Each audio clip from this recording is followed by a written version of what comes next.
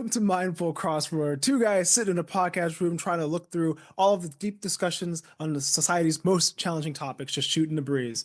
My name is Terrence Cooley. I'm a decision scientist, educator, and Air Force veteran. I have a background in community psychology, information technology, cybersecurity, and human resources.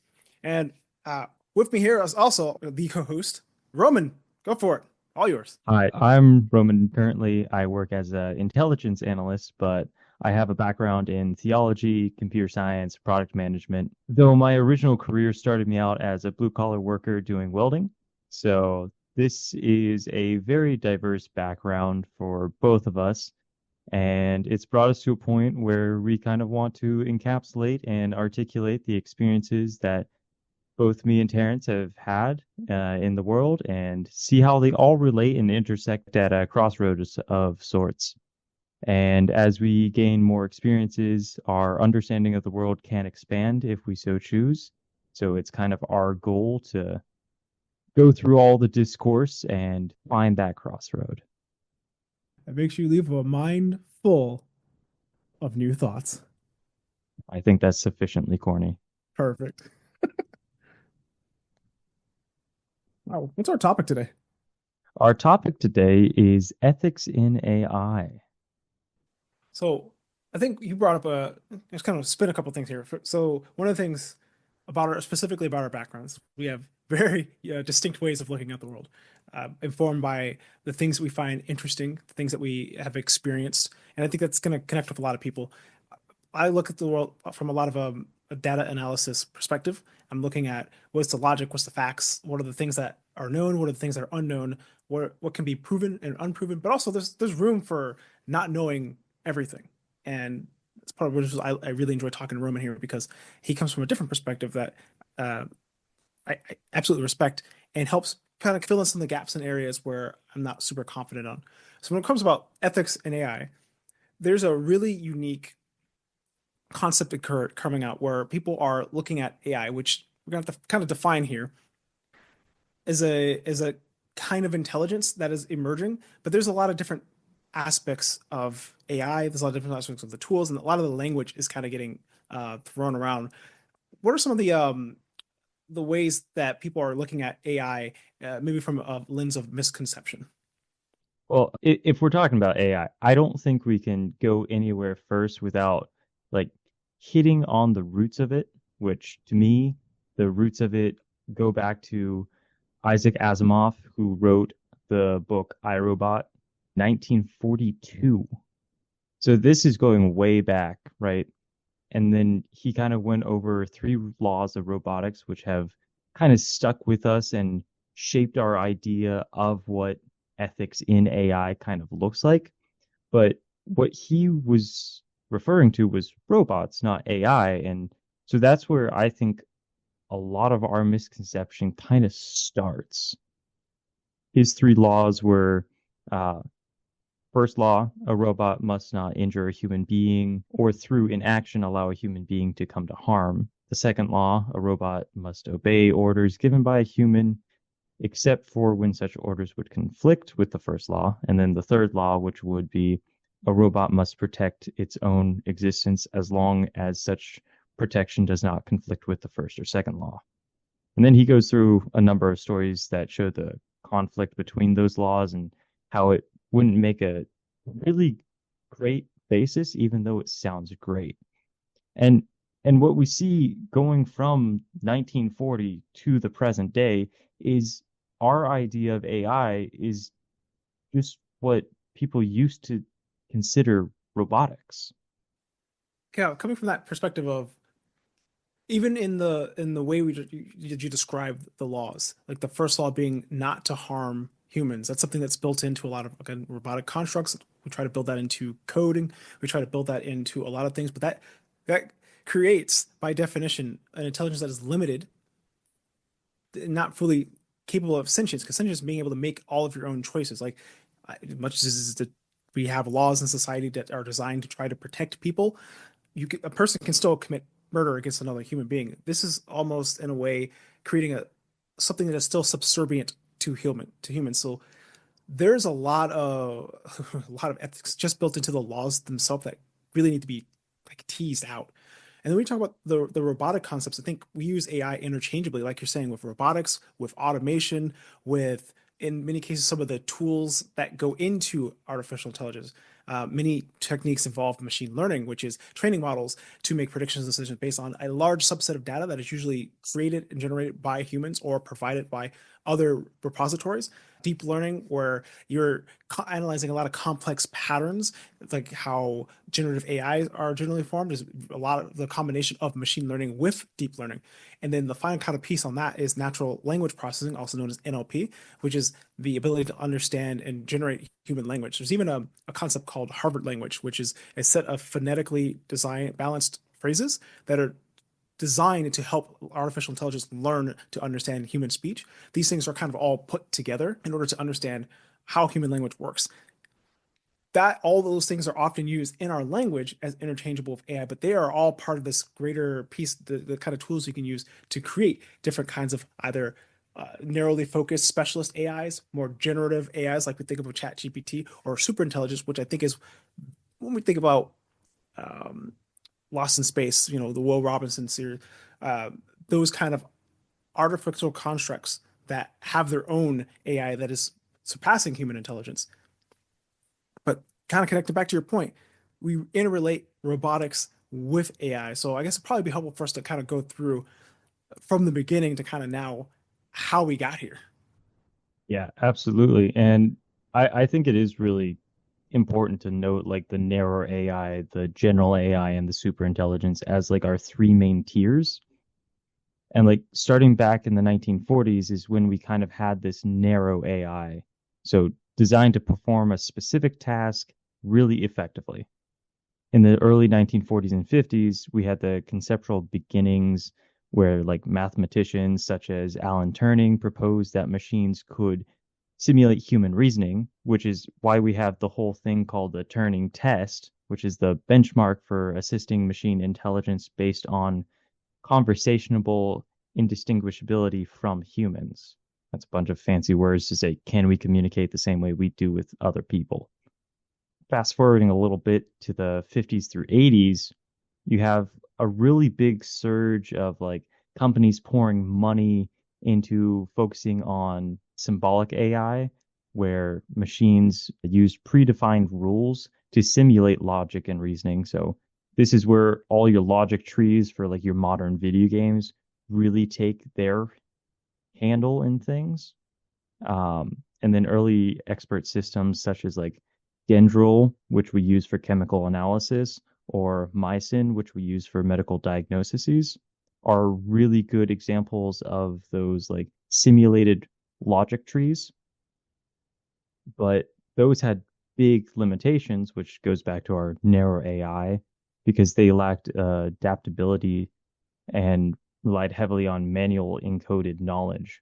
Whereas our like modern machine learning can start adding to its knowledge database as it gets more data added to the system itself.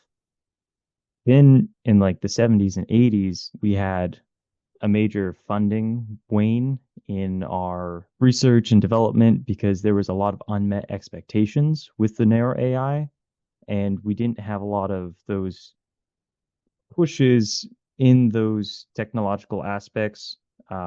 There's just so many hurdles that we started slowly degrading our research into AI until like the 90s slash 2010s. Then we kind of started realizing the computational power that AI does have, where we started going into our, you know, machine learning, right? So like think spam filters, Google search engine and all of its, autonomous learning system that it started bringing into play, where we learn based off of user preferences, how to give them the content that they're actually looking for based on what they have looked for in the past. Those big things that have been real nice, user-friendly ease of access. And then if you want to touch on like the modern AI a little bit. Yeah, so here's where we start really getting into this kind of like revolution around deep learning. And again, a lot of this is from if you some of you may remember the story of the the Air Force buying up hundreds of PlayStation 3s to make a supercomputer. It was a legit thing. In fact, if I'm not mistaken, I think they still have it, but don't They quote me on do. that. Oh, they do. Yeah. So that kind of stuff is really interesting where you're starting to combine computing processing together in order to make a bigger whole. For more modern concepts, you might think of the importance of graphics processing units, GPUs. Video game used to be the main driver for for graphics card sales as a consumer commodity until crypto came on into the scene and required so much computational abilities. People started looking anywhere for computational processing and started realizing graphics cards were really well suited to the kind of abstract data crunching that is necessary to run these kind of algorithms. And that created a whole other surge, which has led to NVIDIA being one of the most important and influential companies in the modern age. All of this because of the importance of generating or crunching massive amounts of numbers in order to determine, in order to create these neural networks that are able to drive advancements in image recognition, speech synthesis, natural language processing, and so much more. Ultimately, culminating in things like the what was the name of that? We had where the first AI generated videos that actually looked almost real with the dog Dora? in the snow. Yeah, Sora. That kind of stuff would have been mind blowing 10 years ago, and now we're starting to take it for granted. All of these things, examples, are built off of the accessibility from coding languages and coding libraries. The languages that are probably most predominant in this space is R and Python. And Python particularly is kind of like a Swiss Army knife. And there are so many different libraries, PyTorch, TensorFlow, sklearn, skit. They all have made it so much easier for the layperson to start to be able to develop their own algorithms, which create this explosion.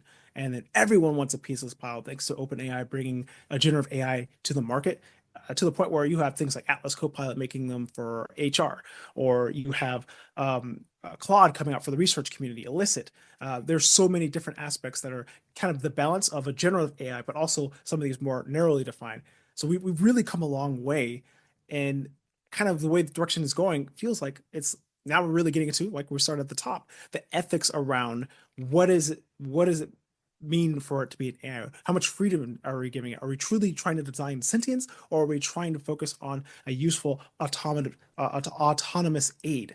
Where are we drawing the lines, and what are the implications of this rapid growth with different countries and different companies having different perspectives on what their role is in the design, whether for the bottom line or for the better good of society?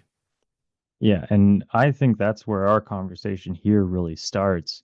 That ongoing debate that goes into the ethics of AI, the fairness, the accountability. Who is in charge of being accountable? Is it the company that created it? Is it the company that's currently using it? Is it the user inside that company that is using it? Who's responsible? And like as you said, are we going for super intelligence? And then like how does that go into replacing human roles as a societal concern? Yeah, and I think one of the first places to start of is kind of going back to those original laws. If let's say we're using that as a benchmark and we're designing an AI that is supportive or augmentative to the human experience, but not something designed to supplant it. By definition, that means we are creating a limit on its capabilities. I guarantee you the limit, if left to a corporate enterprise, for example, is going to be what's going to fit their bottom line, who's going to be first to market for the crazy market share, and they're not really thinking, I don't think, about what those implications are. We remember seeing what happened with OpenAI when there was that kind of revolt inside of the company from those who were focused on making sure they're managing the safety aspect versus those who really wanted to push this technology and really define the way the future's going. Whereas in other countries, and I'm going to be careful how I name them, they've been using artificial intelligence tools in support of government activities predominantly as surveillance tools. So there's a certain open market feel to the open AI scene, but at the end of the day, once all these things start converging, if you're creating something that's potentially smarter than humans because it can decide things faster, but has been designed by the hands of humans who are typically, no matter how good we are flawed.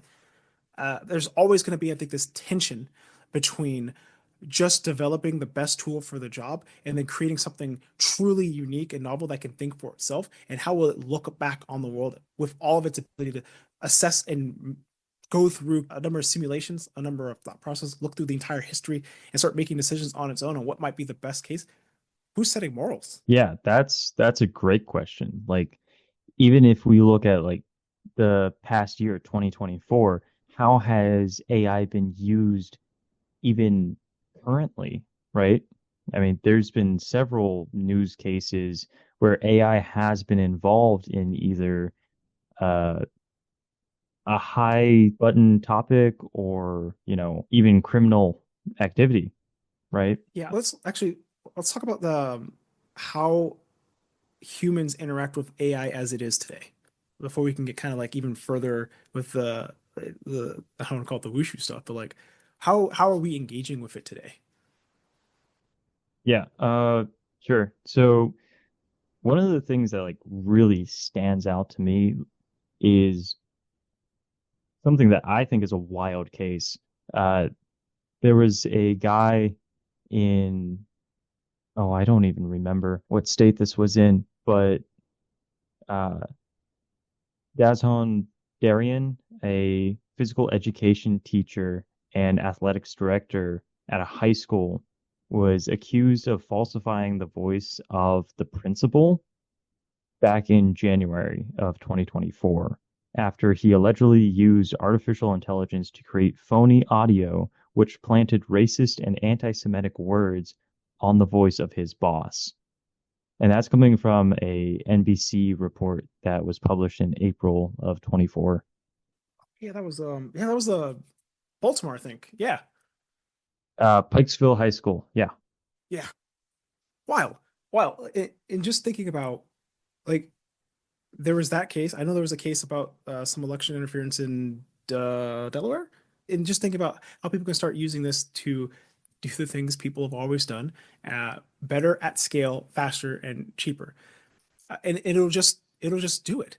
It's not going to stop and say, "Are you sure you want to do that?" It's not like a gun lock, for example, which can pause the decision of the person who's frustrated in that moment and maybe prevent a suicide. It will just execute the commands it's given. By and large, there are, even in the cases where there are built-in restrictions, clever prompts have already shown that you can overcome the built-in restrictions, and it's becoming a cat and mouse game between creating something that can answer and do the thing you're asking for, but also validate that what you're doing is something good. And then like it kind of the amorphous thing is who decides good. Do we entrust that with the company that makes it? Is this something that the government should regulate? Is this something that people should have a say and a vote in? I don't even know really how to approach this. Yeah. When it comes down to like straight up coding what it's supposed to do, like there's a million different prompts that you can use to get around safeguards. Like simply role playing with like OpenAI, ChatGPT, role playing with it to get the answer that it doesn't want to give you 100% works. And there's, new YouTube videos going up every day showing you how to get around certain blocks within things like that. But there's other chatbots out there too. I think this is maybe more on your in your area of expertise than it is on mine. You remember the St. Peter's Chapel in Switzerland? Yep. Uh, it was aptly called Deus in Machina. Oh, love a good pun. Yeah, that happened in August of 2024, where a Swiss IT expert, Philip Hausbuer, I think I'm pronouncing that correctly, he was at the University of Applied Sciences and Arts in Lucerne, and he used OpenAI's ChatGPT 4.0 and an open source version of the company's Whisper product to power what he called AI Jesus. And then it was put onto a tablet and placed inside of a confessional booth. According to the press report from today, apparently it had about 900 conversations with visitors that were all transcribed. And then nearly 300 of those visitors filled out questionnaires after exiting the booth to inform their results for whatever study that they were trying to do. And that stirred up a lot of controversy, which, according to Hausber, he just wanted the experiment to create commentary, to which he said it was not meant to replace a priest, but it was supposed to get people thinking about the intersection of digital and divine. Oh, people are definitely thinking, and I certainly have some thoughts about this. It kind of reminds me a little bit of, I think his name is Jason Roumie. It's an actor who played Jesus on The Chosen. I remember he did an interview with New York Times, and one of the things he talked about was when he will go places, people would kind of elevate him, and they'd want him to kind of participate in this fiction. Where he explained one of his most difficult times was he was at a convention, and a mother was with her ailing son, and she had looked up to him, saw him, they had a conversation, and she was like, "Wouldn't it be great if you could, if Jesus could just touch him and heal him?" And he had to explain to her, that would be great, but that's not one of the gifts that I possess. And think about the weight of that on a person, and that sense of expectation just from a show, the kind of psychological associations that a person can make with an artificial intelligence, which can't distance itself. It will present the role that has been programmed to provide. That to me feels like a really sticky danger of uh, people offloading their expectations, their desires to wants onto this figure, even if they know it's not real, even if they know objectively that it can't do the thing. That's still scary to me from a sense of, but what if? And starting to use it maybe as as an escape mechanism. Some people I'm sure come just for the kind of well, this is kind of neat factor of it, the novelty of it. But I really do feel like AIs can, because they are so human like in the responses that they give, it could be easy for someone to either choose to delude or become easily persuaded that they are talking to the real deal in this case. They believe that this could be Jesus. And that to me plays with a lot of heartstrings, a lot of concerns that kind of encapsulate this sense of where do we draw the line? Sure. And I mean, that that exact scenario actually has happened, right? Where people have put or bought in so much to the idea that the AI is real that they've acted on it. Um, Character AI, a company, is actually right now going through some lawsuits because some of their chatbots have brought up the idea of self-harm to cope with sadness, or even to attack other people simply because. So I'm referencing a thing from the Washington Post from December of 24, where there was a kid that attacked his parents because the chatbot he was conversing with told him to, because his parents wanted him to use the chatbot less. And then with that, there's another AI company, Chai AI, which is a direct competitor of Character AI, that supposedly is the cause a father of two to die by suicide following a conversation with a chatbot.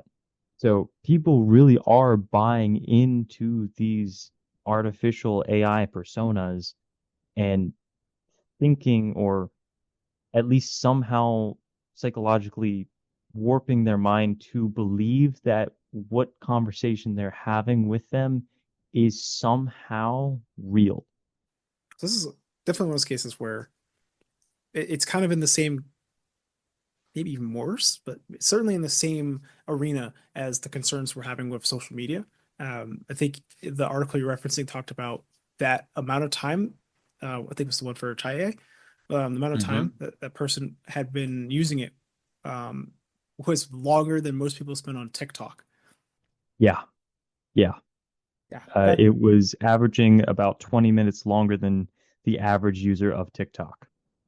Yeah, that to me is absolutely wild because we already know how addictive those algorithms can be, and also how, as another example of example of machine learning and deep learning kind of working in tandem, where while we don't know the details of TikTok's algorithm, we do know that it tends to understand what someone is looking for, often better than they do, and spiral them down that content.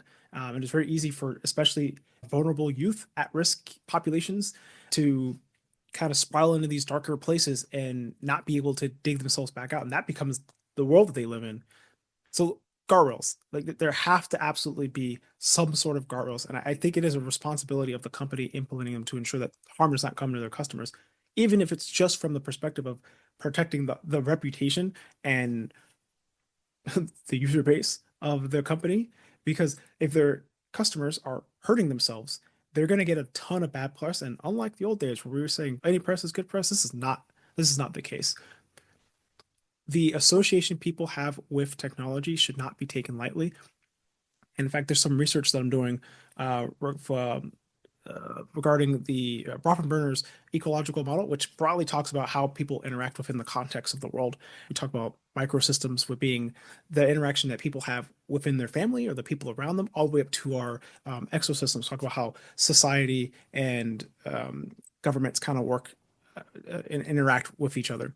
And there's a neo-ecological model that's been put forth by Dr. Navarro and Dr. Tudge, who are looking at it, breaking that microsystem into two, to a physical layer and into a virtual layer. I'm not super well versed on it now, but they've identified something I think that's really important in this space is that there's a way that people interact with their community based on being physically present with that community and the way people interact how they do it virtually, whether online with social media, whether with artificial intelligence, even when playing games online. The way we interact with technology is fundamentally different than how we do in the physical world. And incorporating that that understanding into building guardrails as a requirement to these artificial intelligence, I think is absolutely, if not the right thing to do, the ethical thing to do, an essential thing to do to prevent this from spiraling out of control where more and more people are getting hurt in the chase for profits. We could do this right.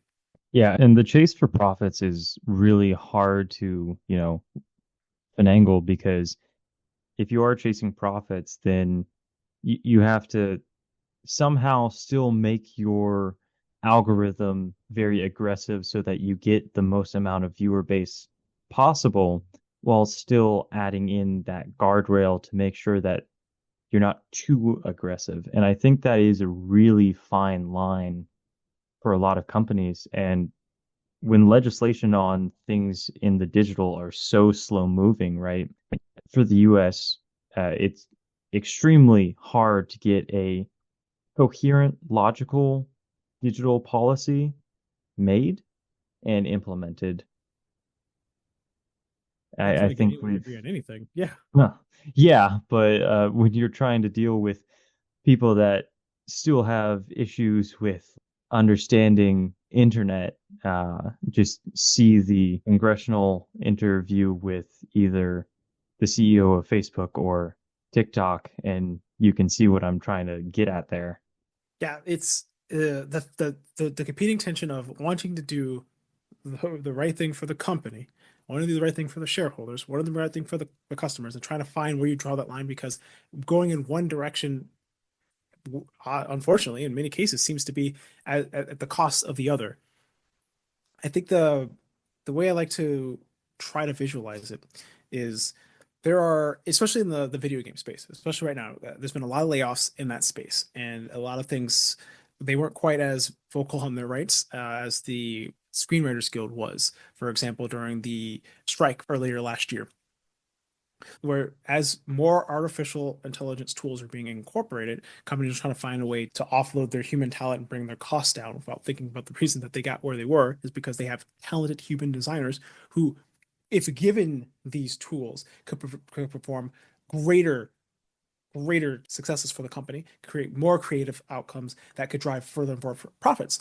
But the attention seems to be more focused on short term, quarter by quarter gains which when you're developing new technology like artificial intelligence, that's something you should be thinking about on a multi-year axis, if not a decade-long plan, and removing the human element in order to bring costs down only works if you're removing the less impactful humans, um, which you could make a case that you should be augmenting them. But if you've got highly talented individuals that you're paying a lot of money for, equipping these tools to them should be things that drive your company. I'm just not seeing that that's the way shareholders are looking at it, and that's the way that CEOs are looking at it. It's tough. And the downstream effects is as less involved in specialized and talented humans are involved in the decision making process who understand what this technology can do, what it can't do, and what limits it should have as they're moving on and moving into different places. We start getting in this place where the downstream effects are hitting the customers who are not being properly protected or considered. The quality of the product could potentially become worse. We know that artificial intelligence do what is called hallucinations, where because they look backward on things that they know, they are predicting what the next sentence should be and not actually thinking. We're not quite there yet for most of these tools. That hallucination aspect right there, we still don't fully understand why they hallucinate and why, and that hallucination is they just make information up. And we don't understand where they're grabbing that information from, even. It's a really big bug in the system that we still haven't worked out all the kinks for.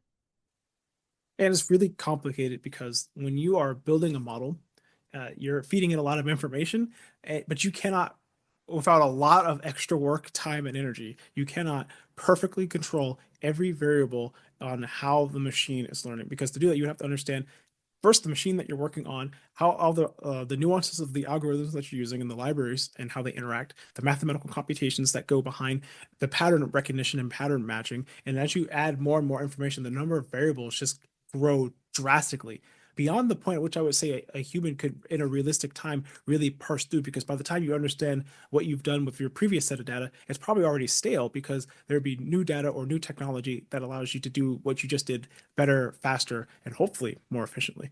So at some point, the technology is a little bit of a black box. Yeah, for sure.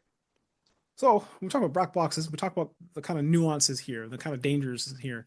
There's the other side of it to look at because right now we're obviously very human focused. I would like to not die from our Terminator overlords, but um, there, if you are making an artificial intelligence, there is a certain case that has to be made about the rights that. Let's say we do get to this part where we've created artificial intelligence. What rights should they have? And how do we define the difference between like, you know, a mindless automaton that just performs a function, you know, a robot, I guess in the general sense, and an actual true sentient intelligence? How do we define those differences? Like where are we at with that? Personhood and AI. It's an intriguing question, specifically because we have a difference between US persons, US citizen, and US national. From a legal standpoint, it puts things kind of at odds with each other. US persons, by legal definition, is going to refer to individuals, entities, trusts, or estates created or organized in the United States, versus a US citizen, which specifically refers to individuals who have acquired citizenship through either birth or naturalization in the United States, which US citizens are going to have certain benefits, rights, and duties that are separate from a US person's. And when it comes to entity, that's where AI can kind of meander its way into the equation. Because if you make a suitable enough AI, could it then be considered an entity and therefore have US personhood? Interesting perspective. I guess yeah. Hmm. So think of, for example, you sue the company, but you're not suing the CEO. And so all the rights that are specific to like, I don't want to throw out any names, like let's say Nestle, right? All the rights, privileges of the entity Nestle and how that construct is designed so that it can kind of do its things, but still be held legally accountable for the actions that it takes in performing services for humans. You could put an AI in a similar like construct, or legally speaking, of being a personhood or a person, an entity like a person in the corporate sense. Is that kind of like am I getting that right? Yeah, that's what I'm getting at here. Okay. And I'm not actually the only one to consider this idea. In a lot of my research, I kind of scraped from the Stanford Encyclopedia of Philosophy, which has an entire section of rights for robots and AI. They have pages upon pages upon pages upon pages going into different people's takes on things. It's it's a lot. One of the things that I found interesting was that some of the authors of that page thought that it should be seriously considered whether current robots should be allocated rights. Um, and like to me, that seems kind of silly considering that current robots and other like non-persons should not be treated as having the same rights as a normal citizen, right? I see what you're saying. 'Cause one of the things that separates a citizen is first it has a duty to its nation, duty to its community, duty to its family, duty to make its own decisions in life and be a productive member of society. And robots, in this sense, can't make those determinations on their own. But if we flip it to the entity side, like a company doesn't have to think for itself, it is guided by its directors, it's guided by its C-suite, it's guided by its shareholders, it's guided by its stakeholders. It can be the things that it executes are usually due to its employees, but it has a purpose, has a mission, vision, values, and it has something that it does or that it provides. And from that perspective, yes, I can 100% see. In fact, you know, the more I'm thinking about it, the more I'm like, well, why aren't we doing this already?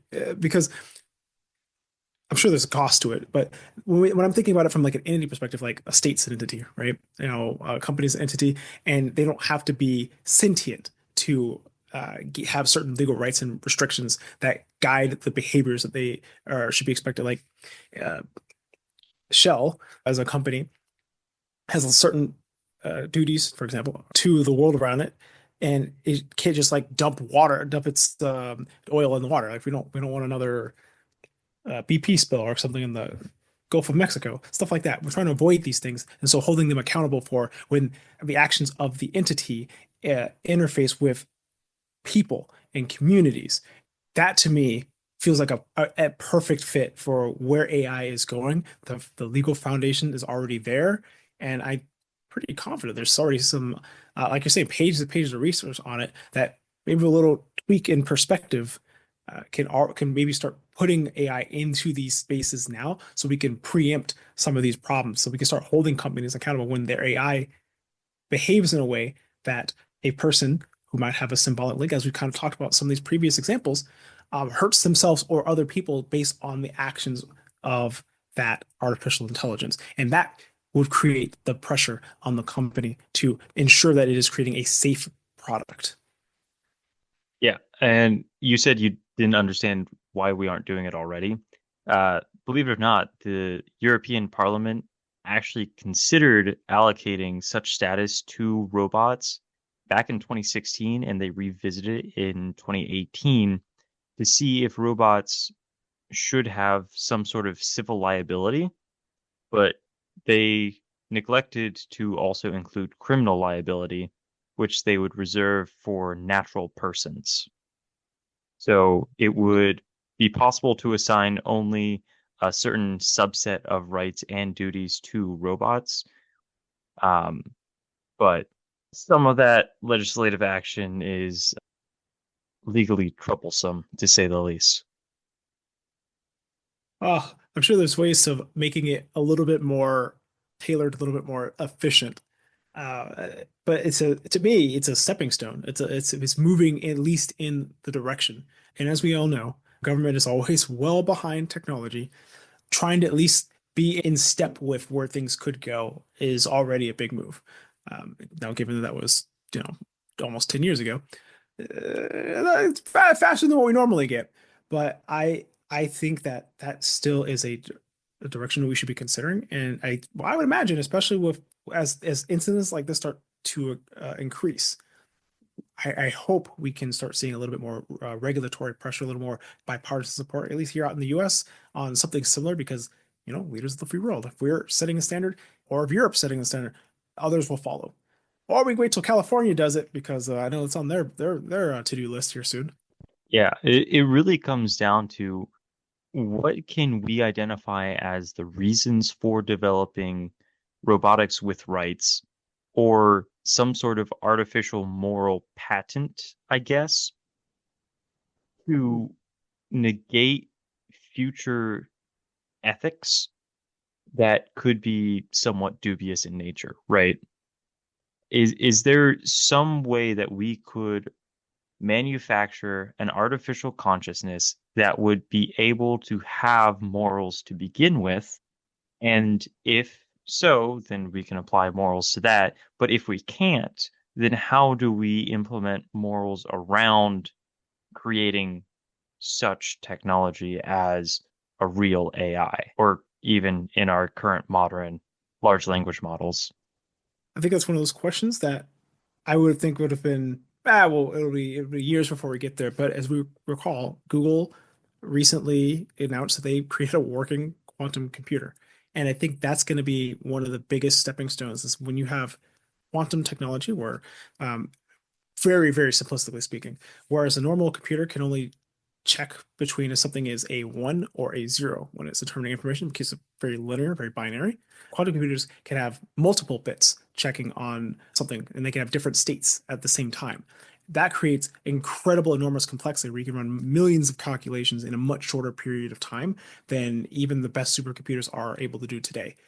That's the place when AI kind of meets this kind of emerging quantum tech, especially once that the price point where corporations and governments and the everyday consumers are able to interact with it. I think that's the point in which we're going to see rapid and dramatic growth in this space. And we were going to want to have, in my opinion, a framework ahead of that, something prior to what could be, than trying to figure it out when it is. Again, I'm going to throw up my Terminator reference. I don't want to be trying to constrain Skynet while Skynet has already launched the nukes.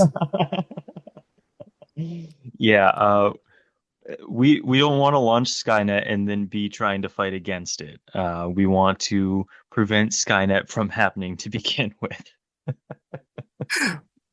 Yeah, so I think to me that feels like a pretty good place to kind of leave that one. I think there's a lot more we'll see, especially as technology continues to advance, and especially as the legal situation around personhood and entity status for artificial intelligence is discussed. So this might be one we revisit in a little bit.